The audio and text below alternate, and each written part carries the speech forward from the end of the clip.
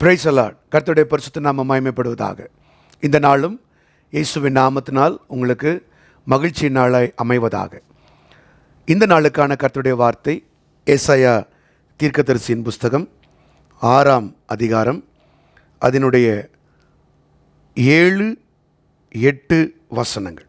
Book of Isaiah chapter 6 verses 7 and 8.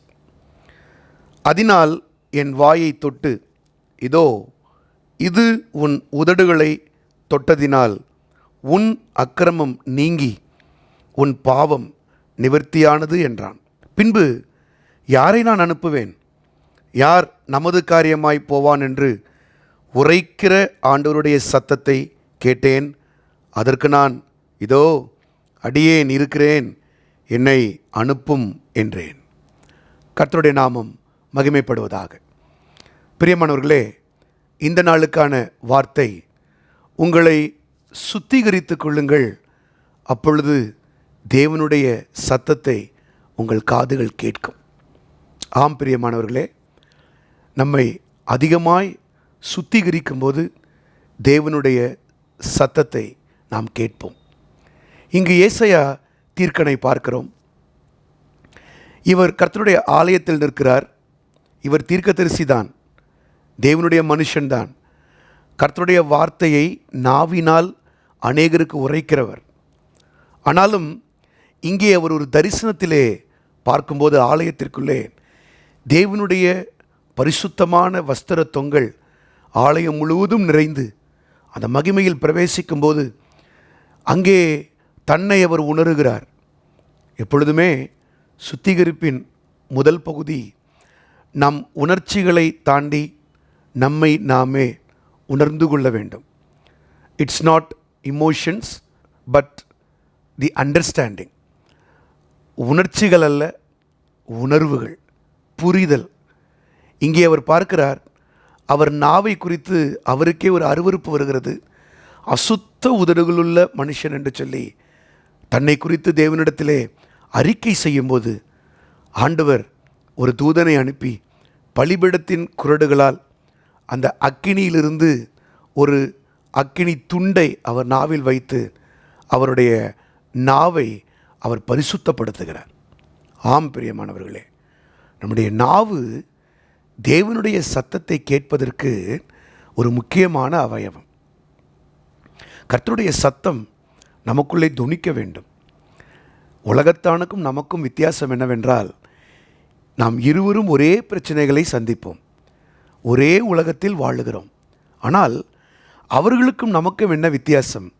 பிரச்சனைகளினூடே, பிரதிகூலமான சூழ்நிலைகளின் மத்தியில், துன்பமான வேளைகளில், நமக்கு எதிராய் சூழ்நிலைகள் காணப்படும் போது நமக்குள்ளே தேவனுடைய சத்தம் கேட்க வேண்டும்.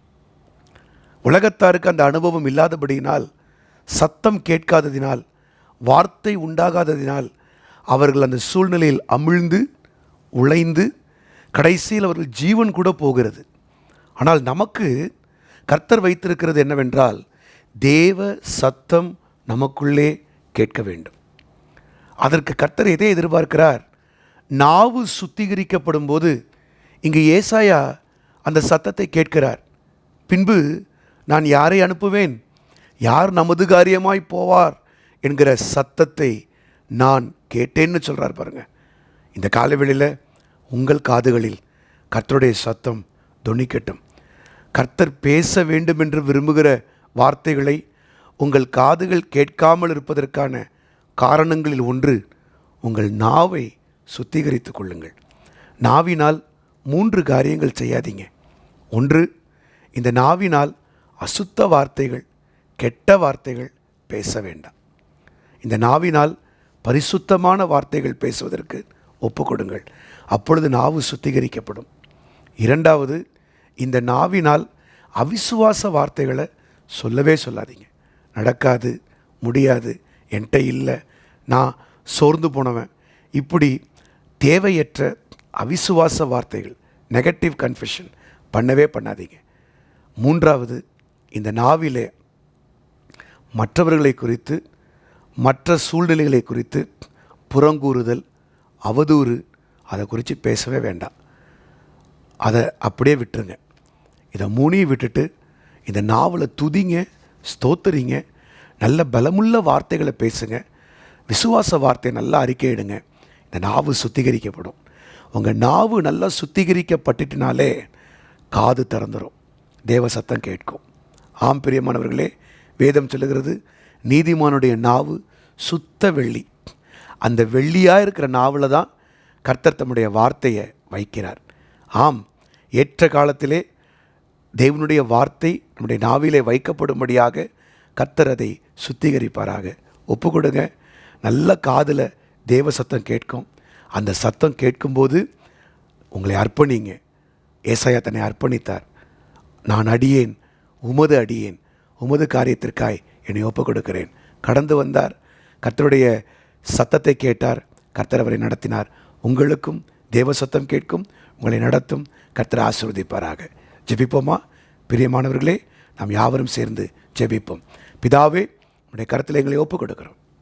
இந்த நாளிலும் ஆண்டவரே, உம்முடைய சத்தத்தை கேட்கிற காதுகள் எங்களுக்கு வேண்டும்.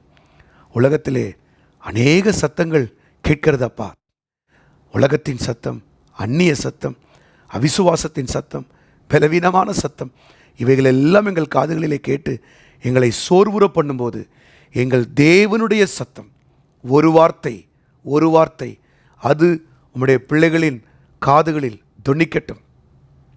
தேவ சத்தம் பலமாய் கேட்கட்டும். அந்த வார்த்தை உம்முடைய பிள்ளைகளை உயிர்ப்பிக்கட்டும் ஆண்டவரே. அதற்கு உம்முடைய பிள்ளைகளுடைய நாவுகள் முற்றிலும் சுத்திகரிக்கப்படட்டும், முற்றிலும் சுத்திகரிக்கப்படட்டும். இந்த நாளிலும் அவர்கள் தங்களை சுத்திகரித்து கொண்டு நாவிலே பலப்படுத்தப்பட்டவர்களாய், தேவனுடைய சத்தம் கேட்கிறவர்களாய் ஒவ்வொருவரையும் கர்த்தர் மாற்றும். அவர்கள் சூழ்நிலைகள் மாற்றப்படட்டும், வேதனைகள் மாற்றப்படட்டும், துன்பங்கள் மாற்றப்படட்டும். உங்கள் கரத்தை பிடித்து கொண்டு நம்முடைய பிள்ளைகள் நடக்கட்டும். இயேசுவின் நாமத்தில் கேட்டுக்கொள்கிறோம் நல்ல பிதாவே. அமேன், அமேன், அமேன். God bless you. Praise the Lord. கர்த்தர் உங்கள் நாவையும் காதையும் பலப்படுத்துவாராக. அமேன், அமேன். Praise the Lord.